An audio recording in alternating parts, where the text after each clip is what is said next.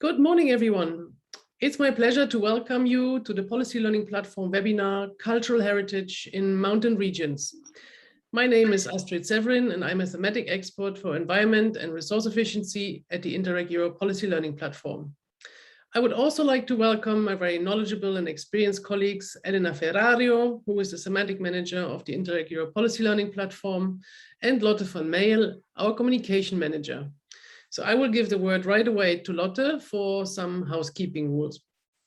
Thanks, Astrid. And also a very warm welcome from my side to everyone who's attending this webinar today. So I will be supporting this webinar from a technical perspective. So should you have any issues, don't hesitate to reach out to me directly in the chat. For those of you who frequently participate in our webinars, you might notice that this is our first webinar in Zoom.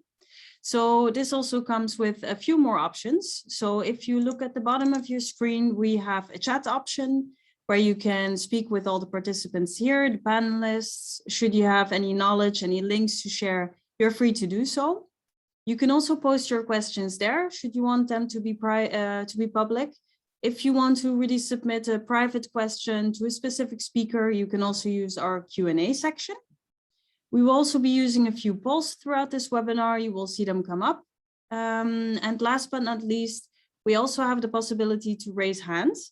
So we want you to raise your hand, which will allow you then to speak, but we use this option after the presentation. So we'll give you the chance where you can raise your hand, come on stage and ask your questions out loud to our panelists. So yeah, enjoy the show. Back to you, Astrid. Thank you very much, Lotte. So yeah, this gives me the opportunity to introduce the agenda for today. We are starting off with some key messages and also a small introduction of our policy brief on cultural heritage in mountain regions. I'm also very pleased to have Marie Cloteau with us here today from Euromontana, who is going to speak about cultural heritage as a development asset for mountain regions. And then we have two specific sessions, one showcasing museums and food cultures. So we have here Veronica Lisino, I'm really happy, from the Centro Documentazione Museo Montagna from Italy. Hello, also from Romania, we have Nicoleta Lazan and Daniela Kulic from Satu Mare. Hello to you too as well. And in our second session, we will feature castles and trails in mountain regions. We're really happy to have Daniela Relovska from the Castle of Stara Lubovna. So hello to you. And Sofia Martins will be presenting a natural food path in Alto Alentejo. So I'm really happy also to have you here. And of course, then we have opportunities for questions and discussion and a little wrap up of our webinar. So most of you will know Interreg Europe from the projects. We have 258 projects which have been approved in 4 calls. And you can see here that we have many partners, 2,030 countries participating in these projects.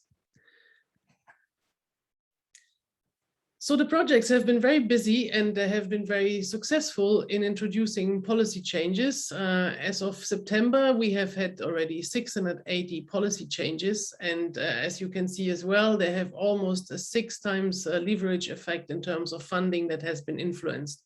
So that is very important and very interesting. So the results of these projects are key for us at the Policy Learning Platform, which is the second pillar of Interreg Europe. Here, expert team is working on research and innovation, SME competitiveness, low carbon economy, and also resource efficiency and environment, for which we are here today, and I'm the expert for that area. We're providing individual services such as matchmakings and peer reviews to help specific regions or municipalities with their policy challenges. So if you have any, don't hesitate to contact us. And we are also organizing different events such as this webinar, and we're writing many interesting publications. In cultural heritage and mountain regions, we have just issued a policy brief on this, and you will find it in the chat. So you can can check it out and read it.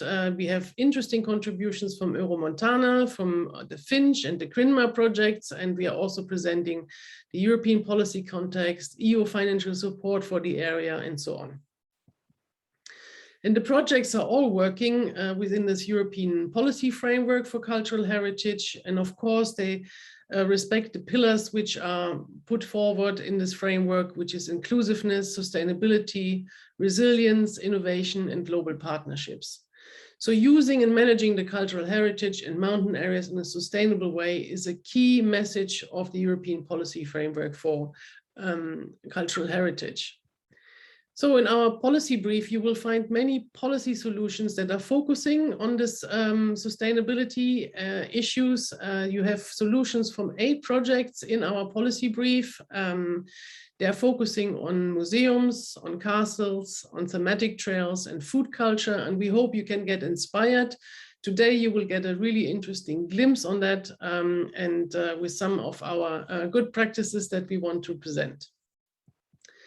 So, before I'm speaking to Marie, I would like to launch a little poll with Lotte so that we can get to know you also a little bit better.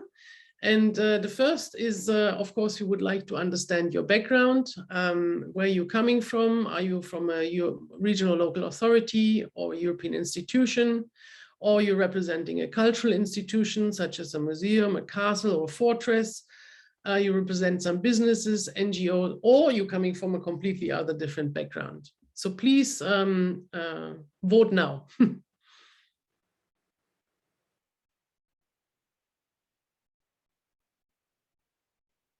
We wait a little bit. We have over 80 people attending, so please vote.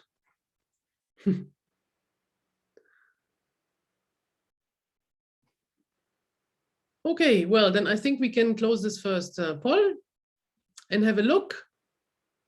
So we have a lot of regional or local authorities which are presented here, and a nice little mix of European institutions, cultural institutions, some businesses, NGOs, and many other organizations which are here. So that is very interesting for us to know, but the local and regional authorities are here. We are really happy to see you.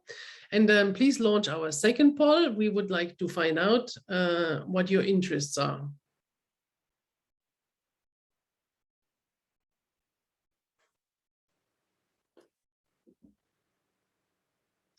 So are you here to see how cultural heritage can be a driver for development? You want to increase your regional attractiveness, and here you can vote, of course, several options. You might have 2 or 3. You're looking mainly at castles, museums, or thematic trails, or even food culture, which is also a very interesting subject. So please vote now.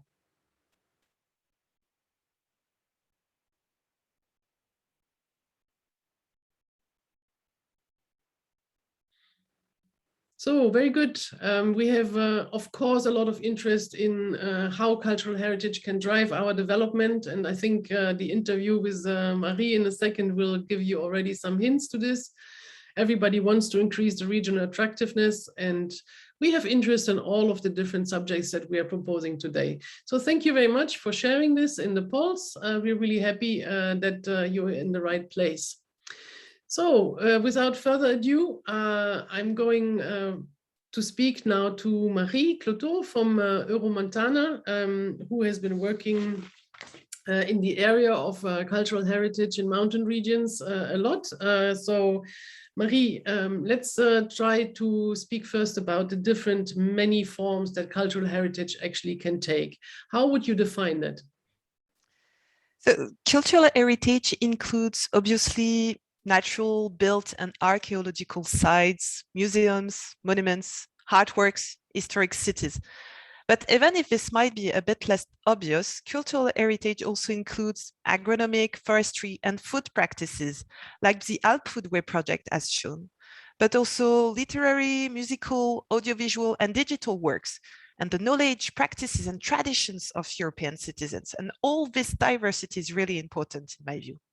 And we could say that cultural heritage consists of cultural and creative resources of a tangible or intangible nature, with a value for society that has been publicly recognized in order to preserve it for future generations. And in our view, the cultural heritage is really particularly rich and diversified in mountain areas in Europe. And this cultural richness is really an integral part of the identity and pride of mountain people, as we showed during our European Mountain Convention event in Vatradorne in Romania 2 years ago. Well, thank you very much. So we see there is a lot of possibilities and it is very rich cultural heritage, but we believe that also there are a lot of challenges in mountain regions. So when it comes to cultural heritage, so how do you see that? Yeah, indeed. Mountain regions face many difficulties in preserving their cultural heritage. We have the decrease of public funding, the challenges of globalization, but also urbanization. We have climate change, obviously, but also all the increasing environmental and physical pressures we have on heritage sites, sometimes due to poor tourism management. But we also have the need for a better recognition of its value and a better valorization by using new technologies and tools. But maybe I would like here also to insist on one specificity of mountain areas, because mountain areas do not only have a rich cultural heritage, they also have a very rich natural heritage.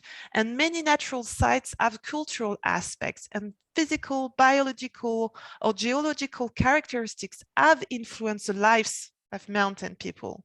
And this is what we call cultural landscapes. So they combine works of nature and humankind.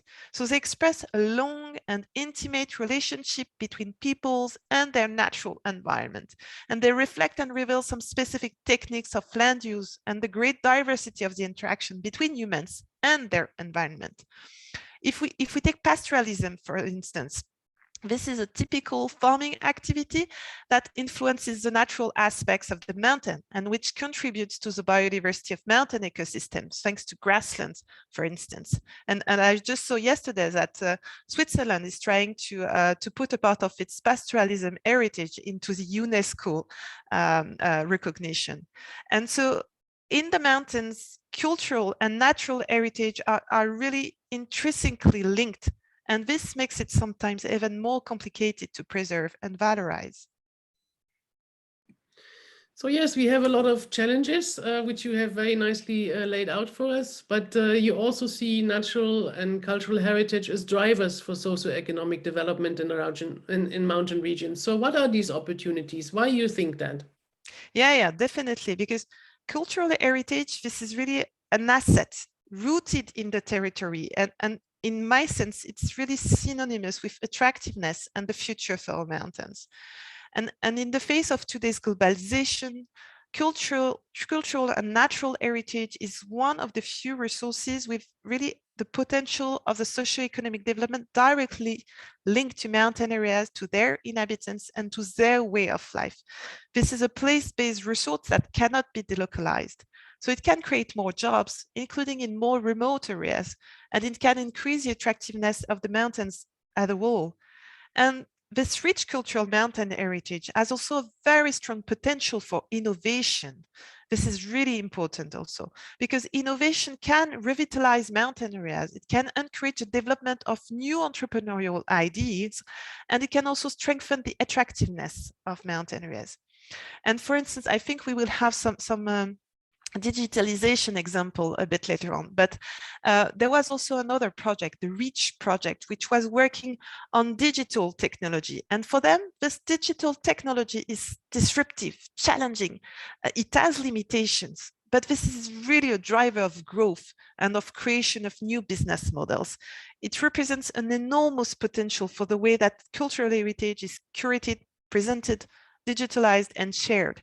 And so technological innovation, such as 3D visualization or 3D impressions, should be better shared and made more accessible, including for very small entrepreneurial structures in our mountains.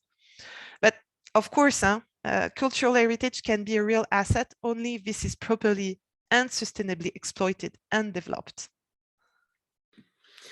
Exactly. So we also have, apart from our challenges and our opportunities, now we have to bring this all together. And as an outlook to the future, how would we do that? What policies need to be implemented to better serve not only the tourists, but also the inhabitants of the mountain regions?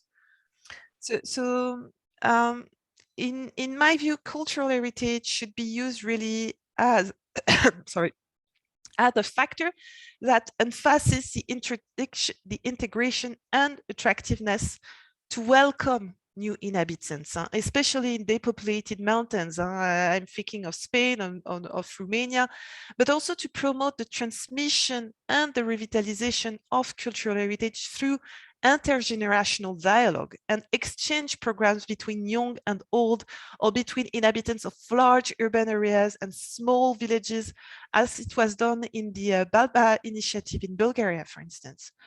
And so to better preserve and valorize this mountain cultural heritage, I would maybe recommend 6 different actions that could have some impacts at European, national, but also at regional policies. So maybe first, to better recognize not only the intrinsic value of mountain areas, but also their socioeconomic contribution to the well-being of all citizens, including those in urban areas, and not just in the mountains. Secondly, to better support collective mountain projects linked to the protection and enhancement of cultural heritage in order to strengthen the structure of resilient supply chains. And this is not only linked to tourism per se. This can be linked to food, to gastronomy, to forestry. For instance, a better valorization of mountain product, a mountain food product through the optional quality scheme for mountain products can be a very good way.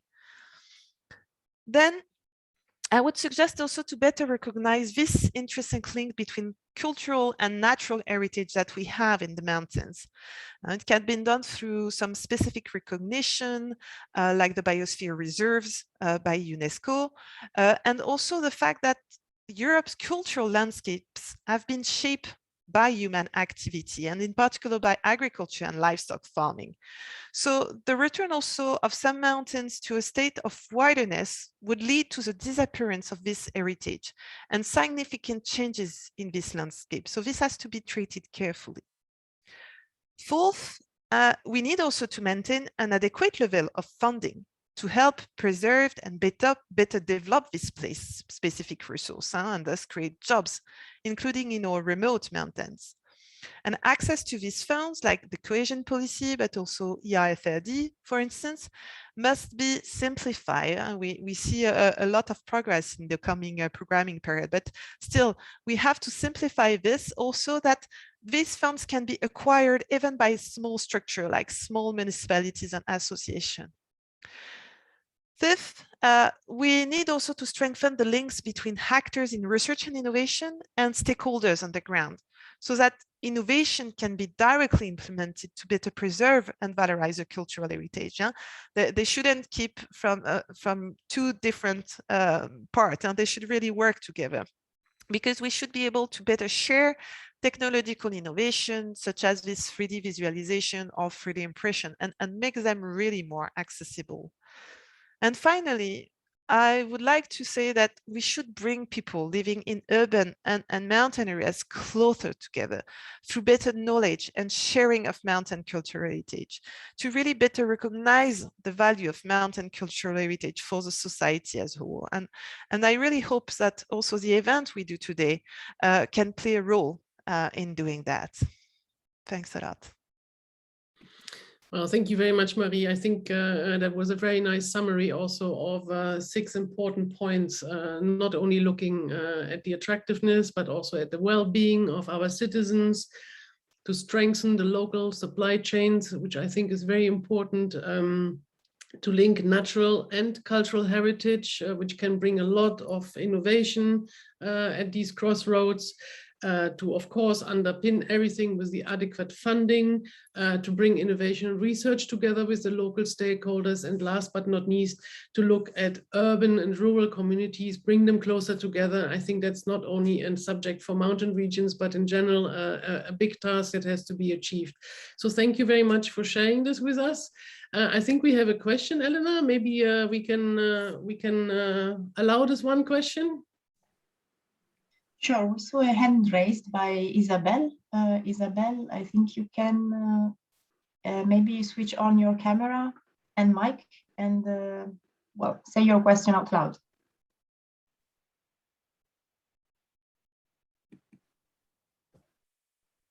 Okay. You're still muted, Isabel. Maybe you want to.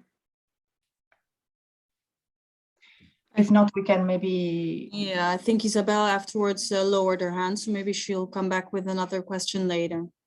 Very well. Maybe we already answered it. We have also space for discussion, and this gives me great pleasure to start our first session, where we are looking at museums and food cultures, and of course in mountain regions as always. And I'm really, really happy to have today Veronica Lisino with us, who is a curator at the Centro Documentazione Museo Montagna from Interreg Alcotra. I'm really, really happy that you could join us. So thank you very much. And we would like to now listen to your experience in digitalizing cultural heritage in mountains. Good morning to everyone. Just to tell you, before to tell you the ILP experience, I would like to introduce the context of the cross-border project that we made from 2017 to 2020 as a National Mountain Museum of Turin with the Musée Alpin of Chamonix-Mont Blanc. The cross-border project ILP, which stands for Interactive Alpine Museums, had a budget, a total one, I mean, of 2,550,000 euros.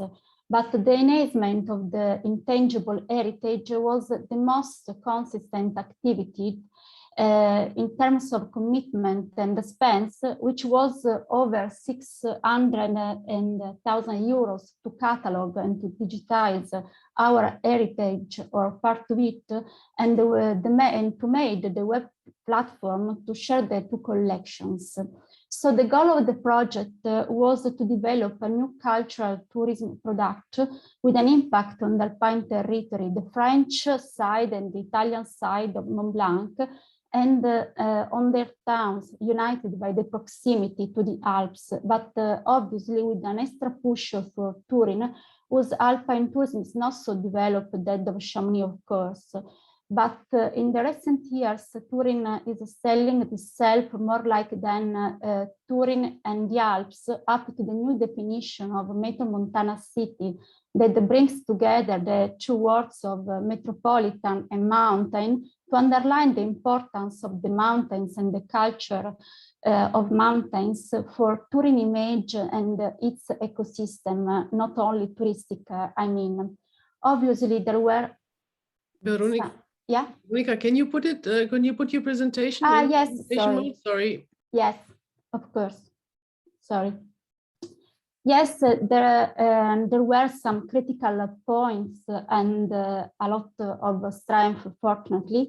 First of all, among the first, we have the low level of innovation and propensity to the experimentation for the Italian museum, and an optimal arrangement of the exhibition spaces for the French museum, which in fact was closed for all the period of the cross-border project, using smaller spaces of the Maison de la Mémoire near the main building of the museum.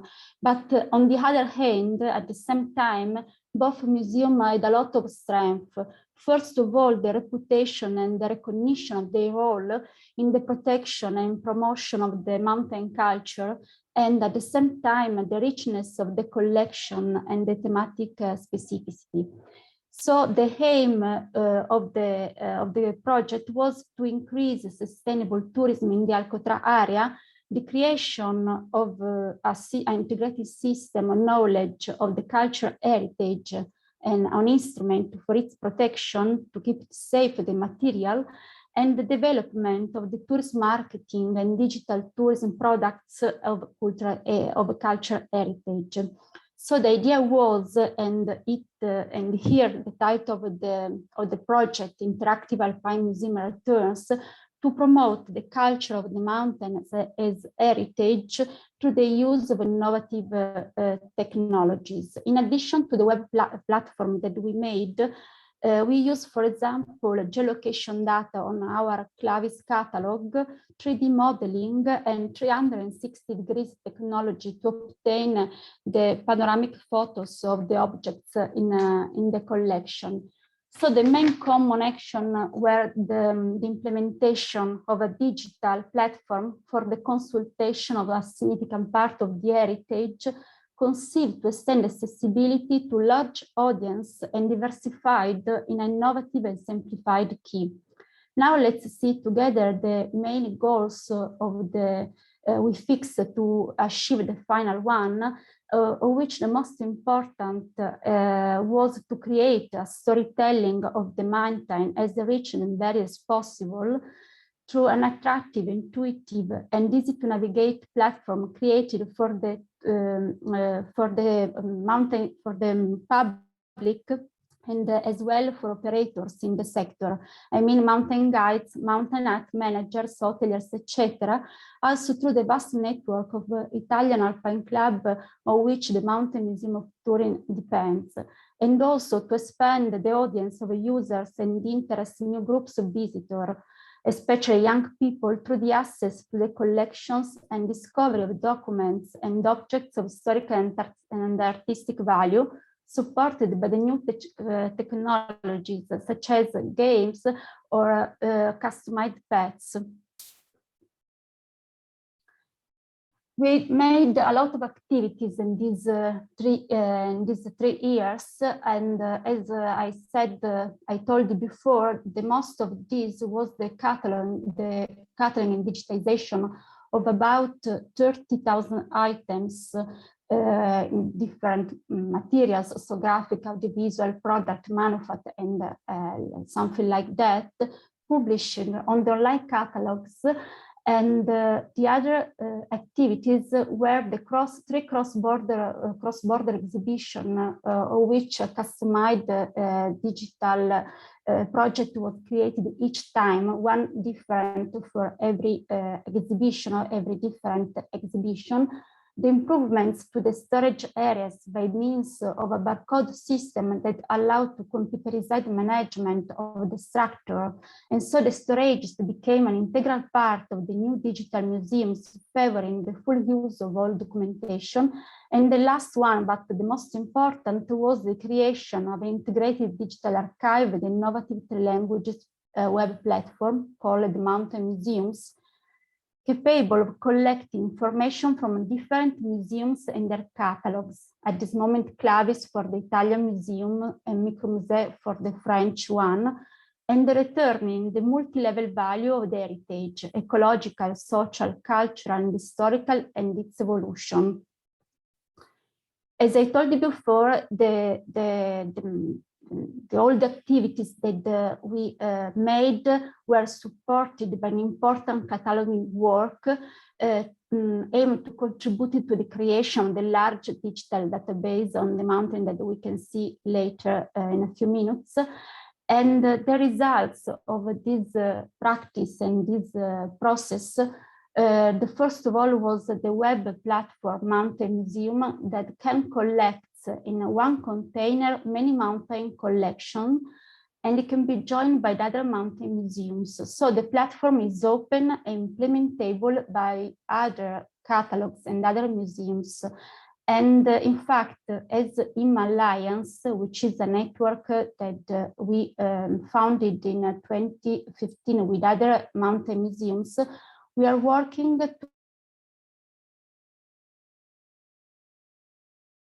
to open the White Museum of Banff, the Tatra Museum of Zakopane in Poland, and the Servei de Montagne Documentation Center near Barcelona in Spain. The second result was the involvement of a section of the population and local tourist operators in the enhancement of the collection and the contents of the cross-border exhibition through the reappropriation of the history of the landscape. To get this result, among other things, we did some interviews in Turkey with the main mountain landscape stakeholders. And thanks to the new activities proposed, the cross-border exhibition, digital museums, the audience of both museums has increased despite the COVID period and the closing of the Chamonix museums. As you can see on the slide, we had a lot of passes in the first month of the launch from April 2020, and almost 18,000 for the platform, and over 4,000 for the new website of the Italian Museum.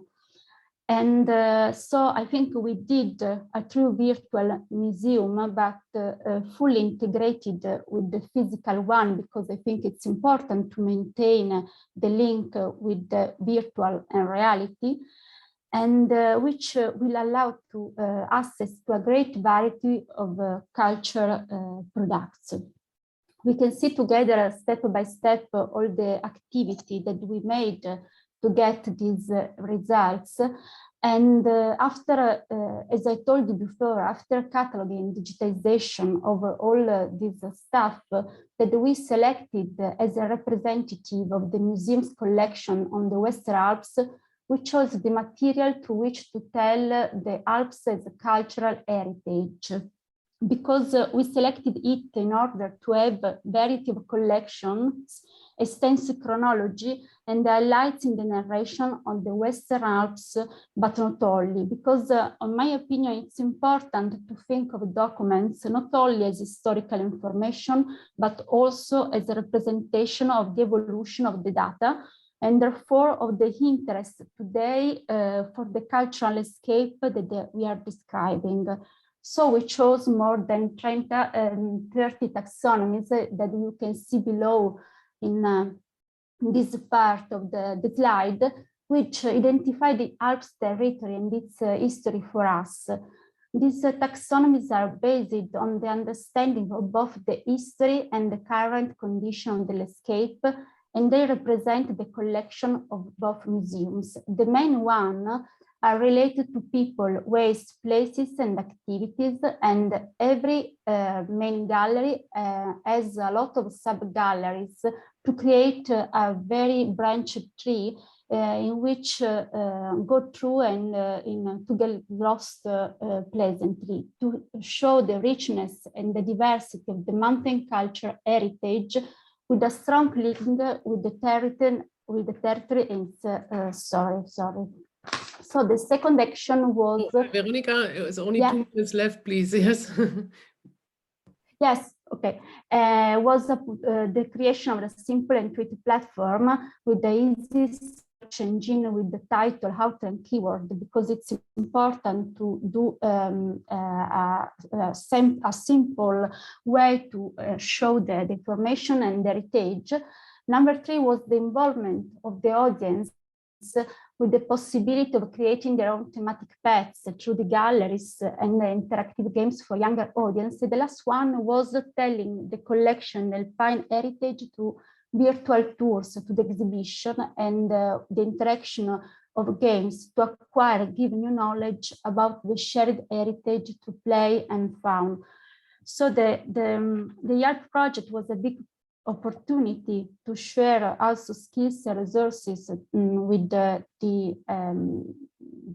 Musée Alpin of Chamonix-Mont Blanc, but to build together a cultural heritage of the Alps while taking care at the same moment to maintain their own specificity and not to create or recreate stereotypes through the digital paths. Thank you for your attention.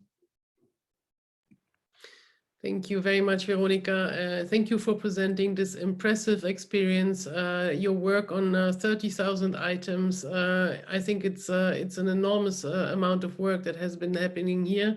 And I think I also heard a little invitation to other mountain museums to maybe join into the action. So is that a possibility? Of course, the platform is open to the other mountain museums. So we are happy to invite other institutions or documentation center of mountains. Well, thank you. I think that is a super opportunity. I'm very interested, and I think I will check out what you have been doing and see all the different histories in your gallery. So it's really, really Okay. interesting. So congratulations for this work that you have been doing. So do we have any questions? Maybe I can ask Marie. Do you have any idea? Yeah. Yeah. Maybe in fact I had one question regarding maybe the difficulties faced. I mean, it's not always very easy first to make the different museums work together, and secondly to actually do the 3D visualization. So what would be your tips to overcome this barrier for the other museums in order for them to join you in this process? It was not so simple to work together because we had to share parameters and standards. But the big part of the process was, in fact, to do a lot of meeting about the project and what we would like to have for the public and for the audience, and to identify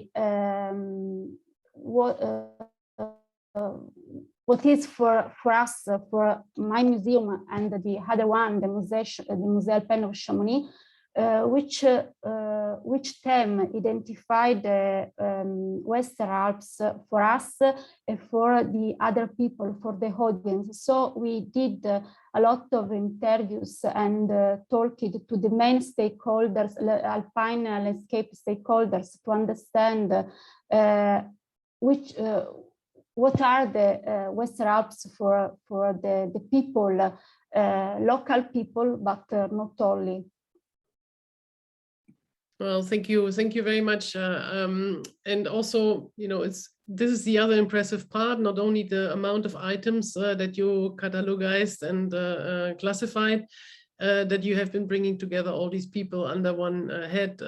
So again, congratulations to you. Thank you. And I think we can also congratulate another network, which is the Carpathian Culinary Heritage Network, which is going to be presented to us by Nicoletta Lazan, who is from the Satu Mara County Intercommunity Development Association. So please, Nicoletta, the word is yours.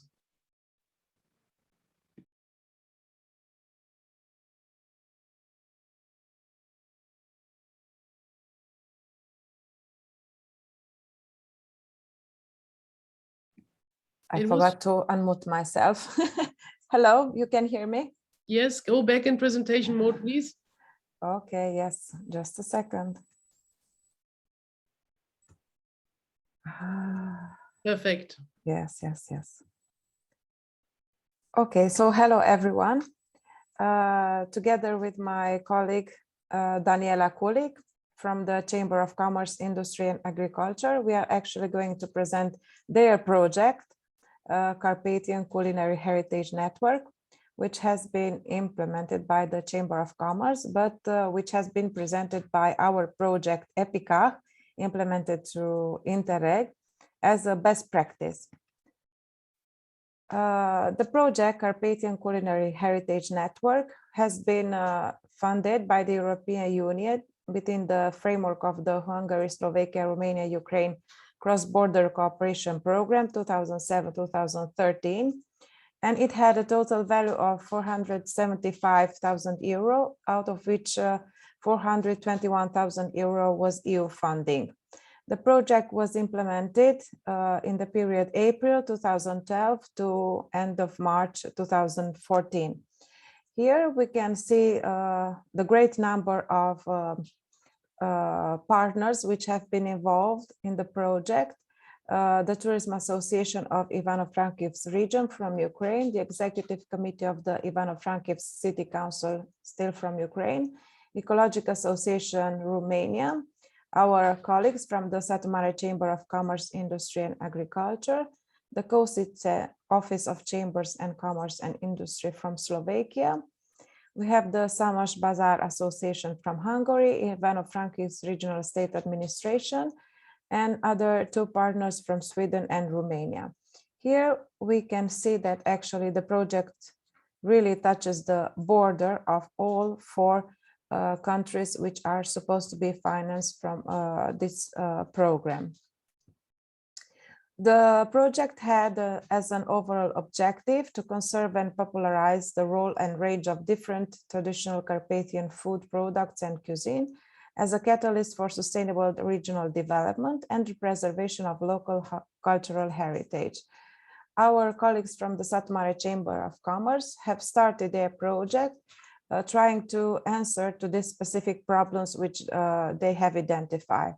The first problem was the gradual step-by-step loss of traditions and food culture within the local population, the lack of appreciation of potential of the local products and traditions, of value of culinary traditions within the community, and the nature-based tourist factor of the regions.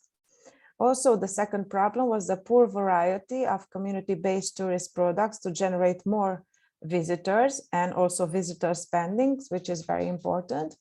The third problem, difficulties to economically progress and survival for small-scale traditional food producers.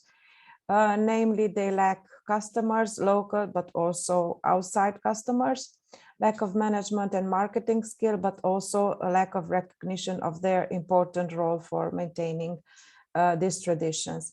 And the fourth problem, the lack of cooperation in traditional food sector, mostly small-scale, family-based and located in the rural areas, very small, to have a big voice. And the main results of the project can be described as following. There has been developed a joint strategy focusing on culinary heritage.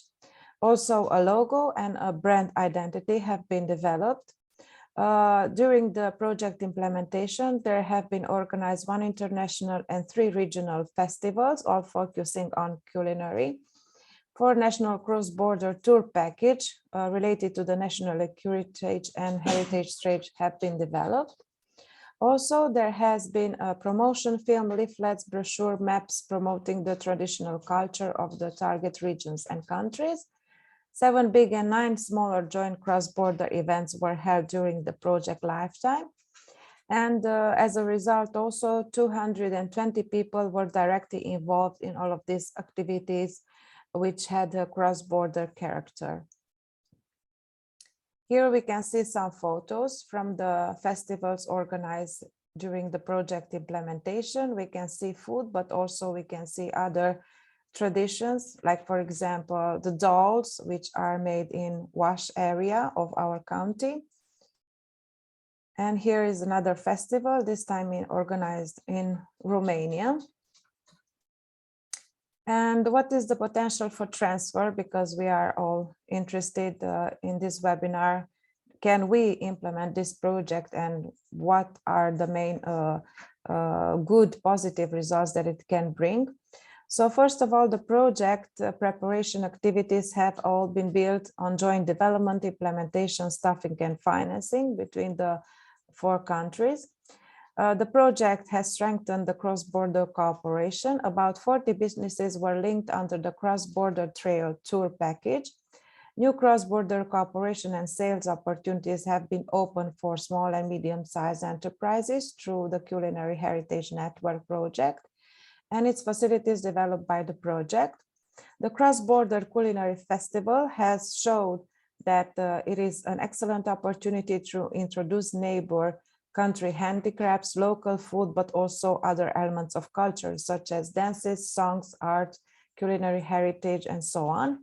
And it is also very important that through these festivals, we can really unite cross-border communities involving both young and adult people. The experience accumulated in the Carpathian border region can be valuable also for other regions, regarding not only the idea, but also the way to implement it and maybe update it according to the evolution of the territory. And this project can represent a transferable great practice, as long as the project addresses also a long-term strategy for the cross-border management and protection of a shared culinary heritage network. What was next for the Chamber of Commerce in Satu Mare? So there has been developed a strong relation between all of the partners, and due to the satisfaction of the results obtained during the implementation of this project, all the partners have developed a new project idea named 52 Carpathian Lifestyle Experiences, Reinventing Traditional Work Cultures. The project has as main aim to turn the local cultural assets into 52 market-ready products, providing different entrepreneurial opportunities to the local population, motivating to continue traditional practices, cultivating respect for the heritage preservation. The project has been approved for financing and is under implementation also through the same program, but in the former period, namely 2014-2020. So thank you very much for your attention. And if there are questions, we are more than happy to answer to them. Well, thank you very much. I think you have been showing us a very nice example of what I hope Marie would have called intangible cultural heritage and how this can work and can be used to develop your region in a sustainable way. So maybe Marie, you have a question to this? Yeah, thank you. And indeed, this is a really interesting initiative. You say that you have developed a logo and a brand with 40 businesses. I would like to ask you, what are the criteria, in fact, to be able to benefit from this logo? I mean, do you just need to be in the area to benefit from them, or do you have, some specific quality criteria to respect?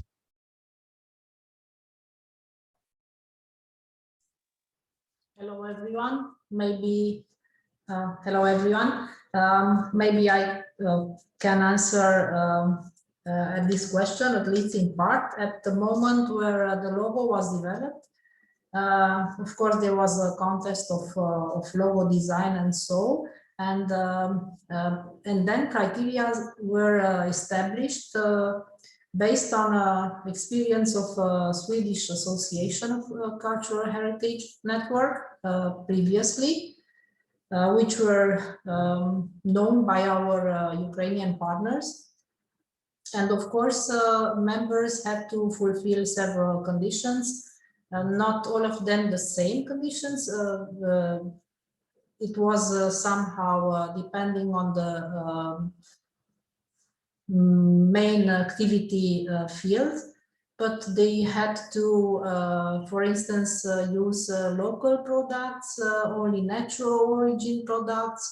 For accommodation units, they had to have a rustic village, ancient style of arranging things, or they had to follow a certain technology, actually ancient way of producing the food or whatever they served, and services also had to follow a certain procedure. Well, thank you. Thank you very much. I think that would be very interesting to know more about these set of criteria. If you have any way of sharing them with us, I think that would be very good.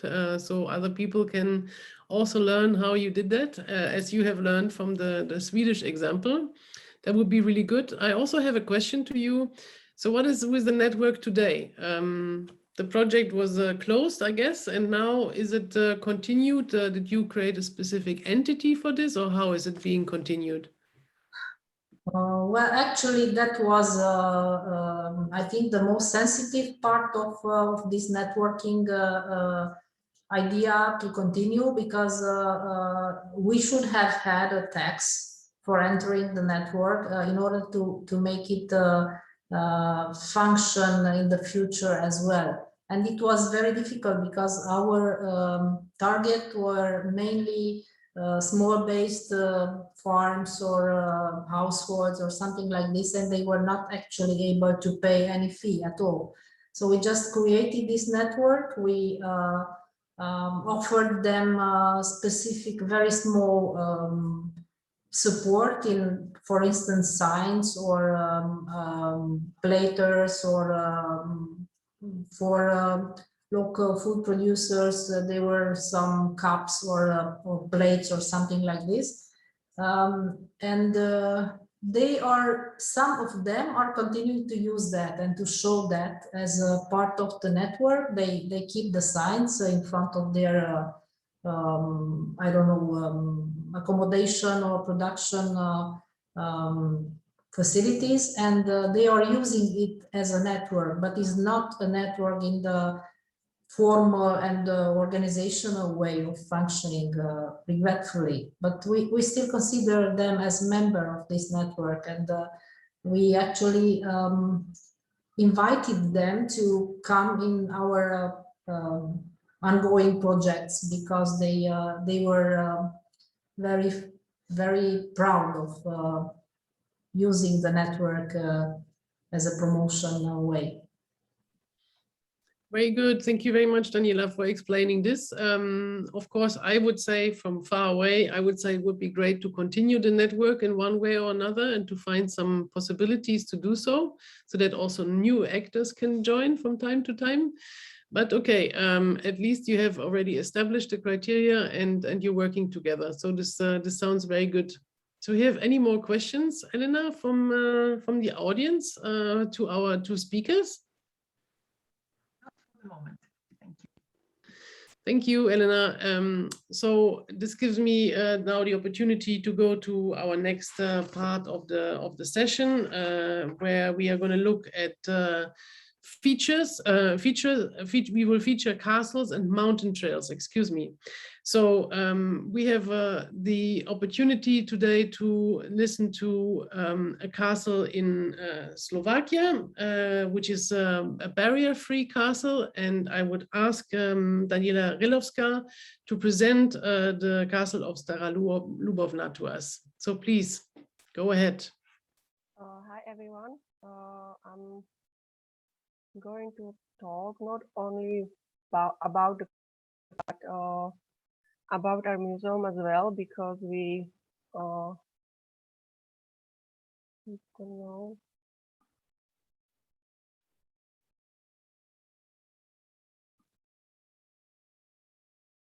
I'm just sorry, just a moment.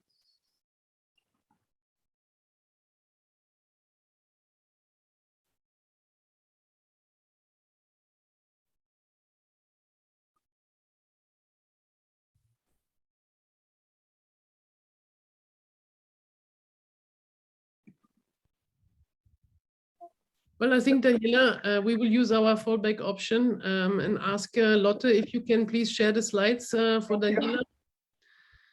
And maybe, Daniela, you can just start talking a little bit in the meantime. Okay, so maybe I can tell you something about the castle, because we are really a small museum. When we are located in the north of Slovakia, and the castle was built at the turn of 13th and 14th century. And it was owned by several different noble families. And in the year 1412, it became a part of the Polish impound that lasted for 360 years. And during its history, it was visited by many kings, for example, Sigismund of Luxembourg or John Sobieski. And in the year 1655 to 1661, the castle became spot for hiding the Polish crown jewels before the Swedes. And from the year 1825, castle was owned by private owners. First, it was family of Rice, then it was family of Zamoyski de Bourbon. And Zamoyski left the castle in the year 1944. And our museum was established in the year 1956, and the first exhibition in the castle was opened 10 years later. And in the year 1985, Open Air Museum under the castle was opened. And also with the Open Air Museum, we also started our barrier-free journey. And I would also like to mention at the start that on our journey in making our museum more accessible, Our biggest financial support was mainly Ministry of Culture of Slovak Republic. If I may ask the next slide. Thank you. So in the year 2011, our museum was addressed by student of museology, Mr. Tomáš Demian, and he chose our museum, most importantly, open air museum under the castle, as a place to make his masterpieces.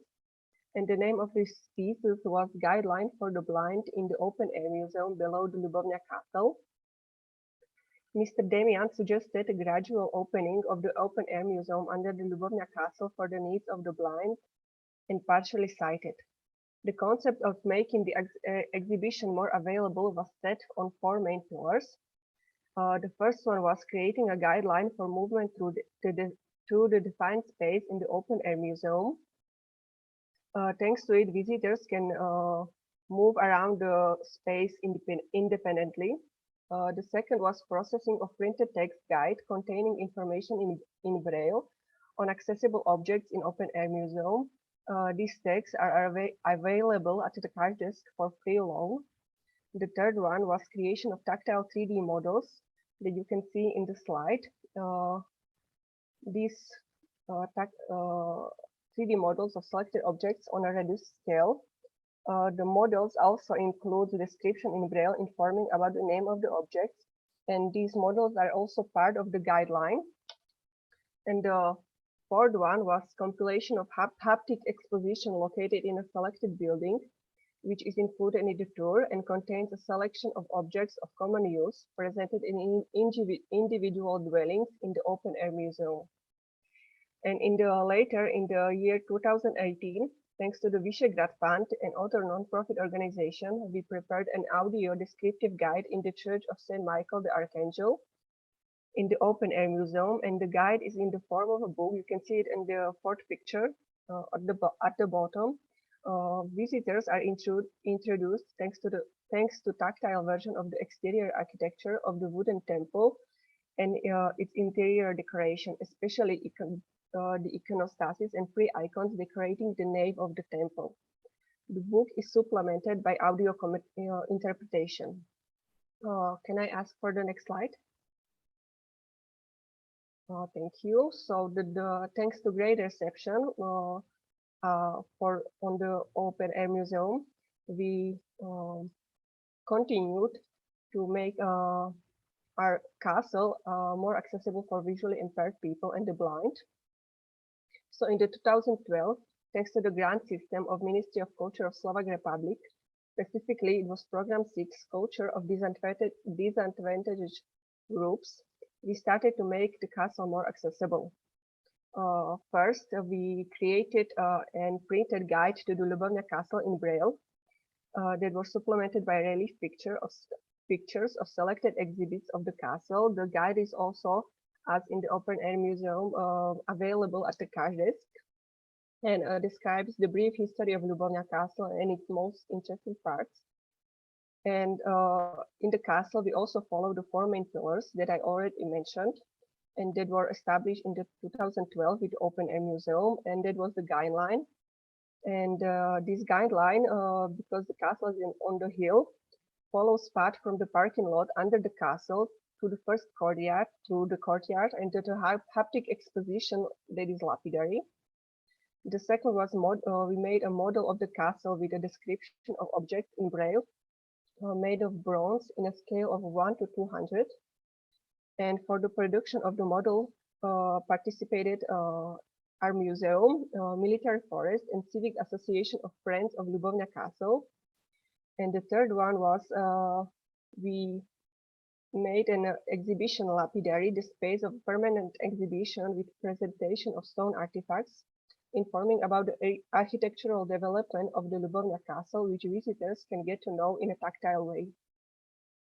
The preparation of lines at the castle and in the exposition of folk architecture was consulted by the Union of the Blind and Visually Impaired of Slovakia and was regularly verified during the implementation. We also worked with the staff of the Slovak Library for the Blind of Matej Hrebenda in the town Levoča, and they were involved in the practical implementation of the press and especially helped in creating complex forms for the production of a relief image as a part of printed guide to the castle. An opening guideline for the blind was held on May 16, 2013. But after this year, we didn't stop.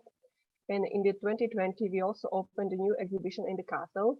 And to the newly reconstructed Baroque Palace, we added descriptive accompanying text that were prepared in the form of clear prints so that they are easy to read, not only for the visually impaired, but also for the elderly. And to already existing guideline, we added haptic models of coronation apple, which you can see at the bottom, and also ceiling rosette from Baroque Palace, the document building the palace by Stanislav Lubomirsky. Can I ask for the next slide? Okay, thank you. So after this, Minutes, please, Daniela. Yeah. Yes, thank you. So after this, we try to make our museum more accessible for people with hearing disability. So the deaf people have no restriction in the movement around the space, so the elements could be distributed throughout the castle and open air museum. We decided to use modern technologies, and also we made these QR codes that are placed before visitors can enter the exhibition, so they can load these QR codes with their phone or with the devices that are available in the card desk. And then after they're gonna load this QR code, this video is loaded, which has virtual guide in a sign language. And on this virtual guide in sign language, we work with teachers and pupils of the joint boarding school of Pavel Sabados in Prešov.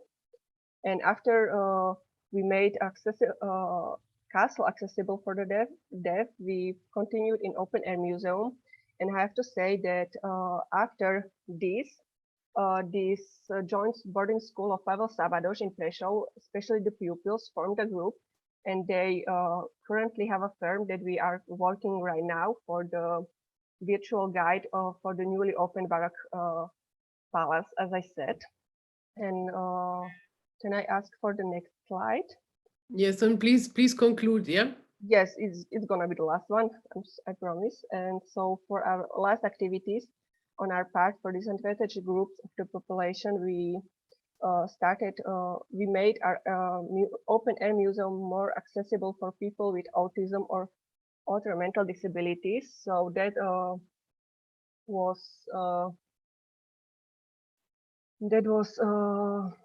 we did by making on our web page we put photographs on our web page. So this is how special pedagogues can prepare visual routes for visitors with autism, and they can come here and they can use their sensible, through touches, they can have this basically walk in the museum by themselves. So I think I'm gonna stop with this presentation, and I don't know if I have the time for the video. Yes, please launch the video, yes? Okay, I'm gonna try it.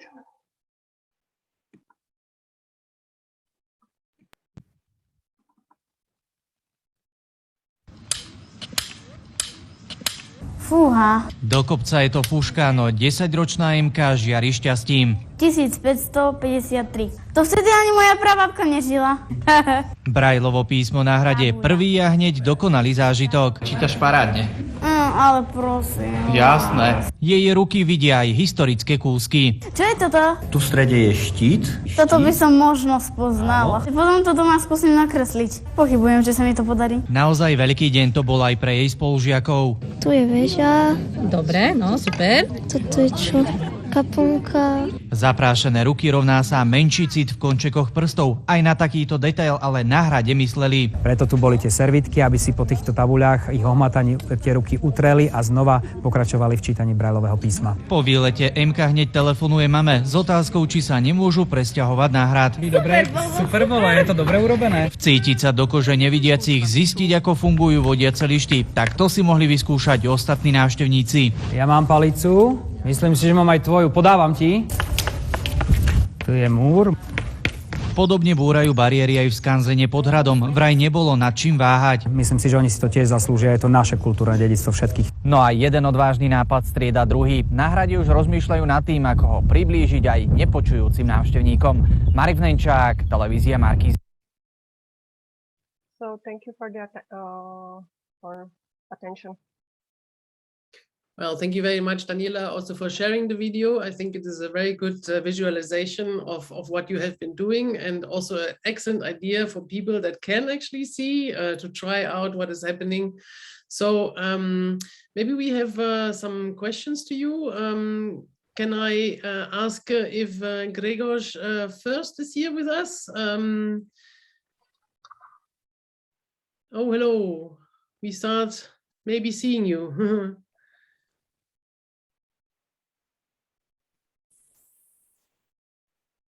Hello. Hello, we can hear you very well. Hello. Good morning, everyone. Can you hear me?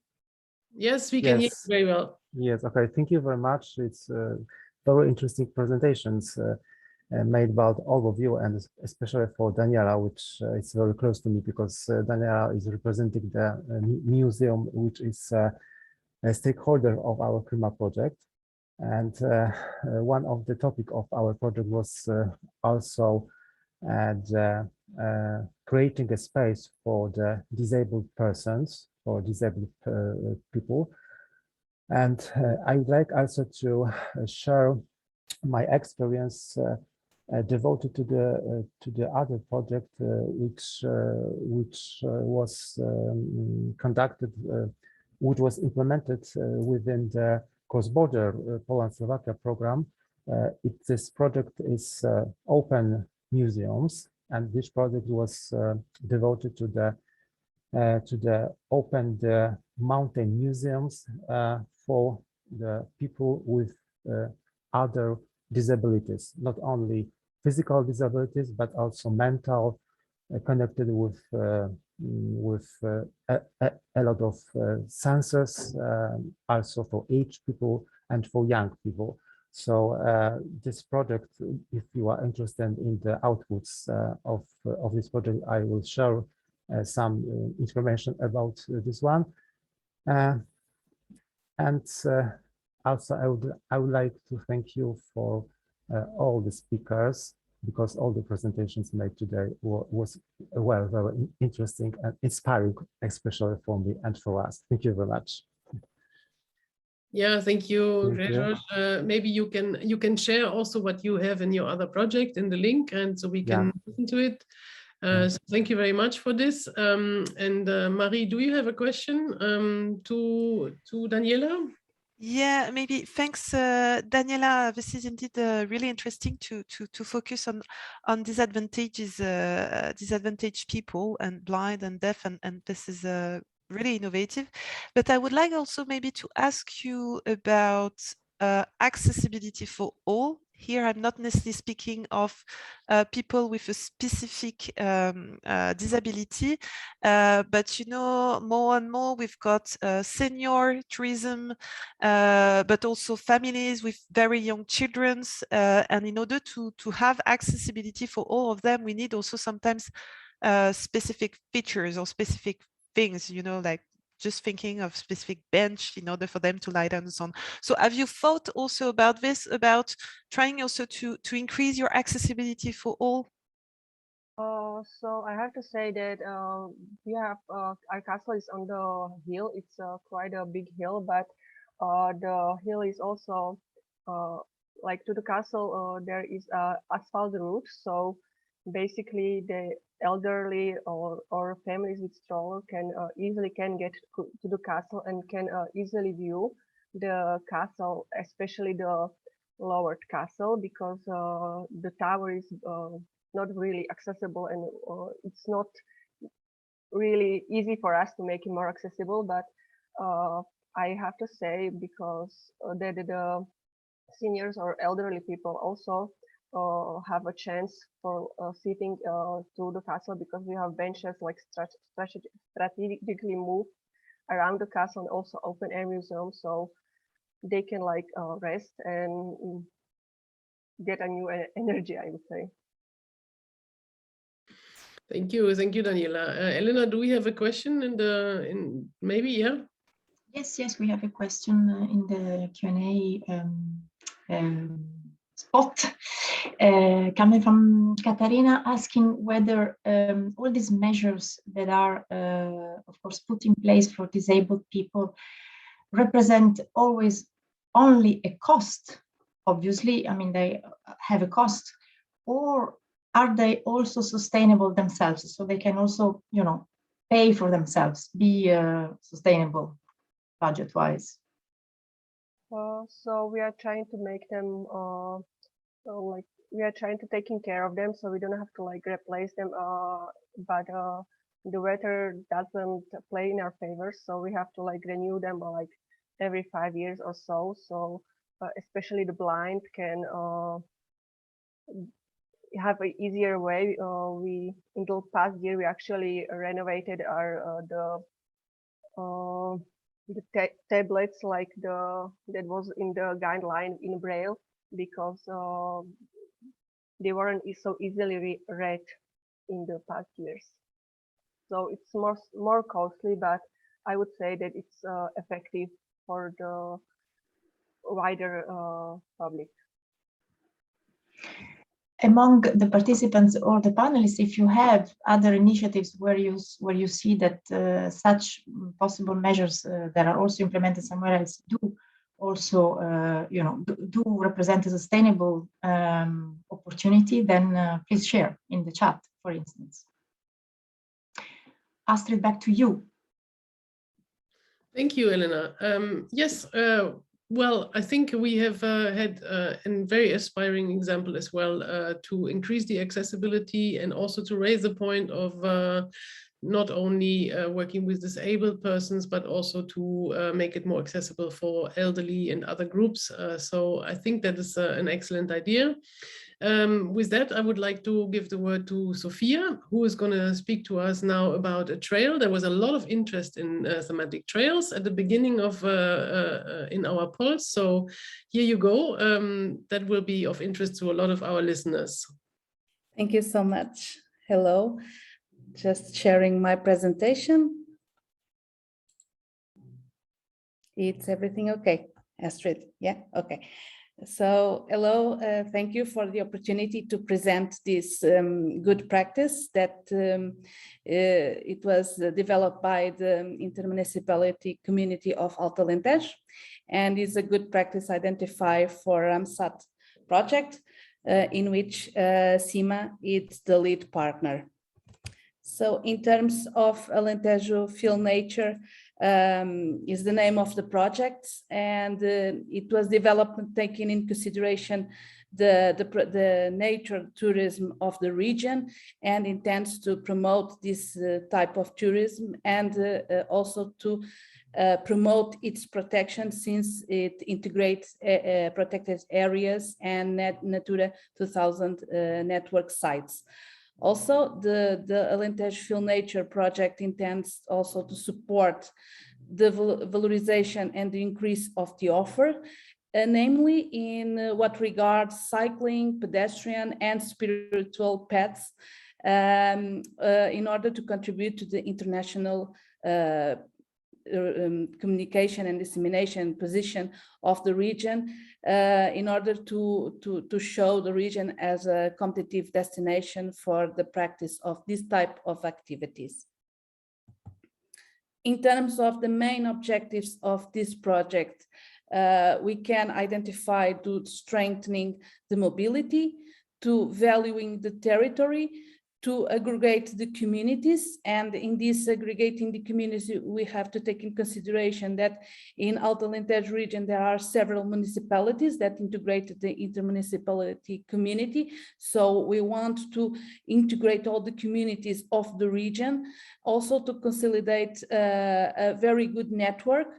To leveraging the entrepreneurship is important, since with the development of this type of projects, we can increase the entrepreneurship of the region, promoting citizenship and to regulating passage in environmental sensitive areas. This is one of the main issues also. We are in a protective area with that are integrated in Natura 2000 network. So we need to take good care of that region. So one of the objectives is to have the activities, but well regulated, and in order to overcome some problems in these areas. Is more than a tourism project. The Alentejo Film Nature project has the potential to be a structuring vector for the development of the region, since it wants to boost the region as an innovative international destination. In this project, there were developed some permanent structures, such as observatories, leisure and stay areas. Over the paths, it's possible to have some rests and to have lunch and things like that in some dedicated areas. Also, there are specific signs with the logo of the project, that is this eagle that is present in the region and in San Mamed mountain. And so we use this icon, and we have all over the paths the signs. And also we have interpretation and information panels over all paths. In terms of the ICT, it was the objective is to have these digital pedestrian routes through a portal and some apps.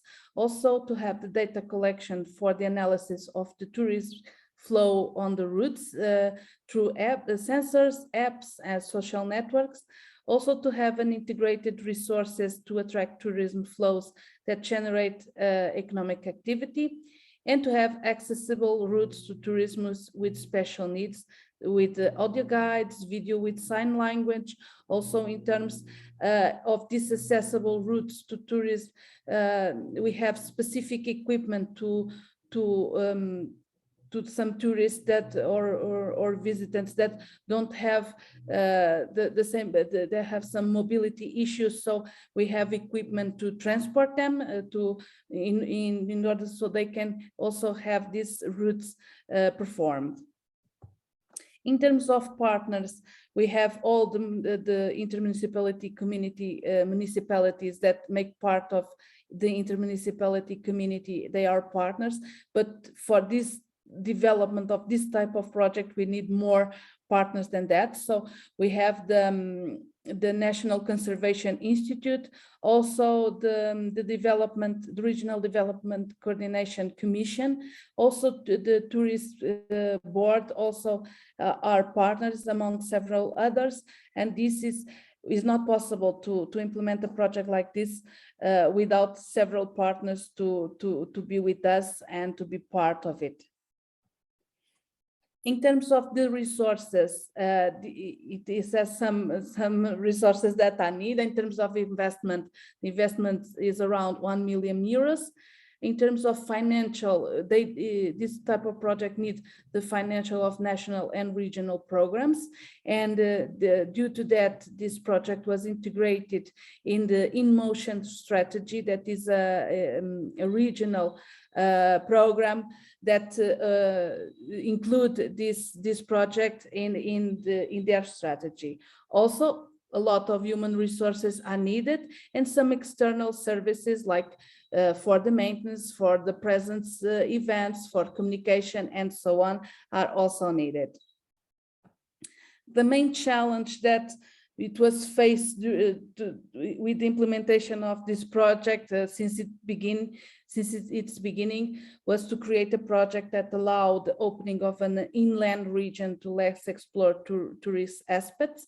And we have to take in consideration that the region is inland, so it needs to have more dissemination and communication in order to people to know and to go there.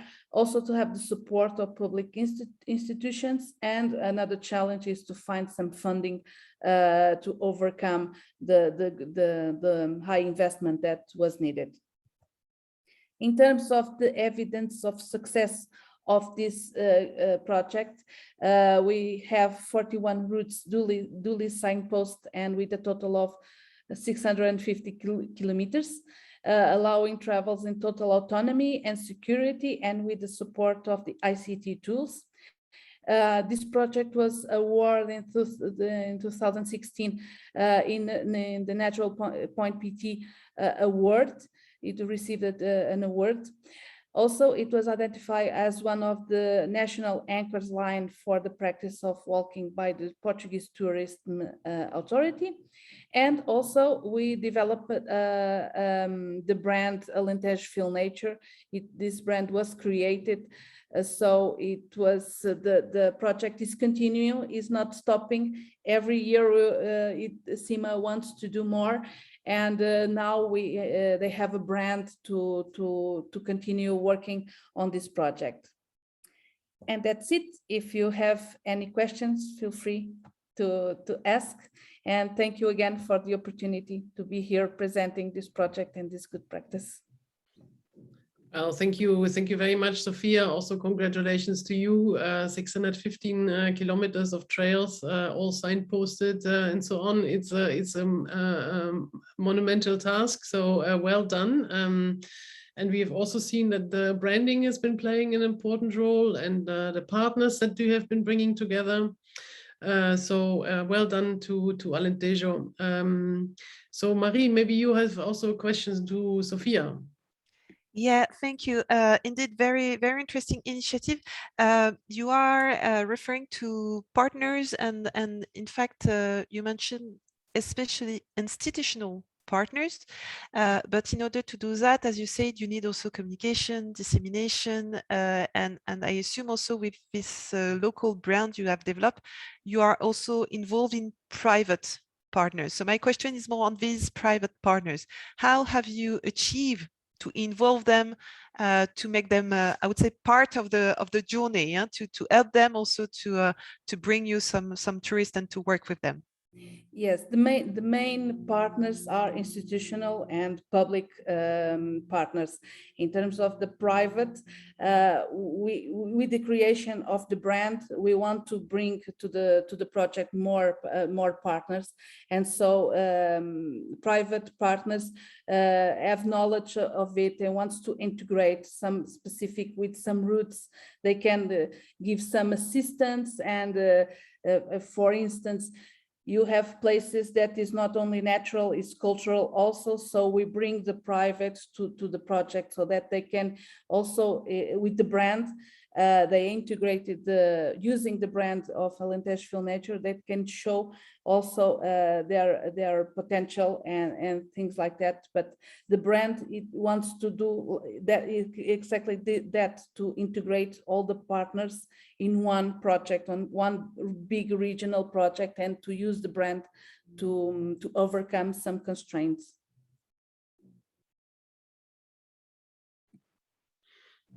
Thank you very much, Sophia, for explaining that. Maybe I can give the word to Elena again to let us know if there's any questions at this point. Somebody has been courageous. Only me for the moment. I would have a question for Sophia. You repeated it several times, and there is one slide in particular that says that this is a project that you believe in so much, it becomes the vector for development for the whole region. And I was thinking, also linking it to the original, to what Marie was saying at the start of this webinar, the idea of looking at the well-being of the local inhabitants, linking the urban with the mountain somehow interests in order for everybody to benefit from such projects. Where do you think, in which, let's say, sectors or policy areas your project has already been having some spillover effects or benefits, or apart from, of course, the main tourism somehow sector, what are the other areas that are already benefiting from it? well, we can say that in terms of regional development, and we are in an inland territory. So the objective is to overcome the pressure of the coast. And we see it in this summer last year that we have a lot of more visitants and people going to the country inland. So this represents, in terms of regional development and local development, not only in tourism, but also in the entrepreneurship of the region. It's having more opportunities with this type of interventions. New business are coming to the region. If we think in the inland and without this, we can assure that there is a coffee and there is hotels and things like that. But we now see new ideas from young entrepreneurs that wants also to be in the region. And one example that we have is it's another project, it's another good practice, but it has some relation because we have the railway that was deactivated, and two people have the idea to make specific bikes for the train railway, and then they use it for as a path also to make sports and to visit that local also. So we see new ideas and new also touristic ideas, yes, but they make the region to be each day more interesting with new ideas, new business. Young people are wants to now to be more in the region, and they come with very good ideas. Well, thank you, Sophia. I think this is a very nice question, which I would like to ask as a final round also to our other speakers. Maybe I can start with Veronica. Did you also see some spillover effects? Like here, Sophia was saying, it's not only tourism, it's also bringing in entrepreneurs, like business people, new ideas, young people. Do you also see development effects through the digitalization of the mountain regions heritage? Yes, in our experience, we had more young people because we use innovation instruments like games for younger people or other types of innovative technologies. And I think it's a good way to give and acquire new knowledge about the mountain culture. And we did a lot of other activities for the young people inside the cross-border exhibition that we made. So I think for us and for our experience, was a good opportunity to get more audience, especially young people. Thank you very much. That is also good to hear because we hear a lot about depopulation and only the old people staying behind. So bringing in new fresh blood, so to say, and young people is an excellent result as well. Maybe I can ask also Nicoletta, where do you see these effects? What has it been bringing to your region in addition?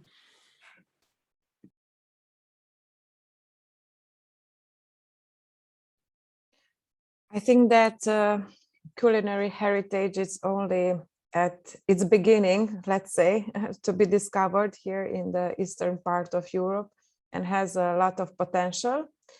And regarding the involvement of young people, as we mentioned also in the presentation, festivals are always a good method to promote, but also involve them in the activities of these festivals, in the organization, in the dancer crew, and so on. So people are really interested now in traditions, again, back here, at least in our Carpathian region, also in Satu Mare region. I think it was like a black period, like of 20 years, in which traditions were left behind because of the former period. but now they are really beginning to be revived, and we should really take this opportunity and start promoting them better and bringing them to the fore. Thank you. I think culinary heritage is something beautiful, so it should be more and more promoted. And good. So Daniela, maybe also to you, we have already heard that it brings a lot of advantages for people that have difficulties in accessing the cultural heritage, the tangible one. What else do you think has it been bringing to your region? So we also had a conference concerning this. So we had a lot of speakers. So we made a number of organizational partnerships and friendships, so we can continue on working together. So I think it was a good experience, and we are still continuing in this experience, and still are trying to make our museum more accessible. Thank you very much. So I think before giving the final word to Marie, and I would just like to say that I'm extremely impressed by all your work that you have been doing and the experiences that you have been sharing for us with regard to digitalization, with regard to accessibility, networking, branding, all the different aspects that you have been bringing forward, also bringing things under thematic subjects like the culinary network or the thematic trail. That is very important, that can bring people together, and you have had impact already, as you can see. So with this, I would like to give the word to Marie, maybe just to briefly say what she was thinking about this brief experience throughout Europe. No, thanks a lot. I think this was definitely really interesting experiences. As I said at the beginning, the advantage of cultural heritage is that it's really rooted in the territory. So we need to better valorize it and to better express it, and based also on the different experiences. And maybe about your last question, I would like maybe to insist on the fact that when you develop some partnership, or when you develop an initiative, what is also really important is really to focus not only on the actors of the supply chain, on the tourism or food supply chain, but really trying to extend a bit the network beyond the first actors involved, in order to have more visibility and really to involve the local inhabitants, because this is really a key asset in order to make your initiative a success and to make it last on a longer term basis. So yeah, maybe not forget to involve these different types of actors, public, private, and so on.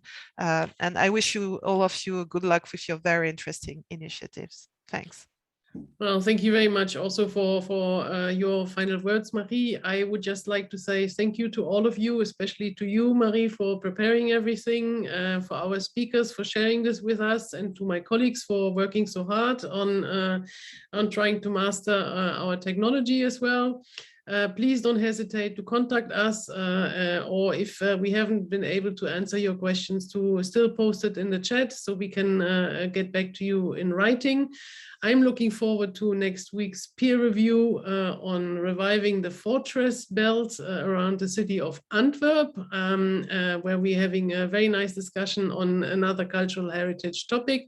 It's not in the mountains, it's at the sea, but still this is going to be very interesting. And if you would like to go in more depth on one of your policy challenges mentioned here today, then please don't hesitate to contact us and let us know if we can help you with this large community of Interreg Europe, where many experts are present.